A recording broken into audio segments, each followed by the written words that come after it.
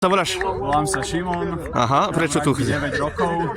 Dostal som sa k tomu, že som chcel hrať americký futbal. Ešte nemal som 10, to bolo od 10, tak som šiel hrať rugby. A odtedy som tu za Bratislavu hrám. Hral som aj za Stade Wien, ale prešiel som k nám k mužom, lebo Slovensko je lepšie. A prečo chceš hrať tu rugby na Slovensku? Ako tam... Ma baví kontaktný šport a proste byť potom celý unavený, dobitý. To mám rád. Super, ďakujem. Ako to myslíš? Volám sa Marcel, hrám rugby za Bratislavu. Momentálne sme odohrali zápas proti Výberu z Moravy. Hralo sa mi veľmi dobre a k rugby som sa dostal formou môjho zápasníckeho trénera. A trénuje ma momentálne teraz Charlie.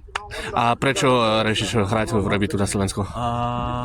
Baví ma kontaktný šport, baví ma táto hra, je to o kondícii, o skvelom kolektíve a hlavne sme tu multikultúrny tím a to sa mi veľmi páči. Dobre, ďakujem. Za mladíčku.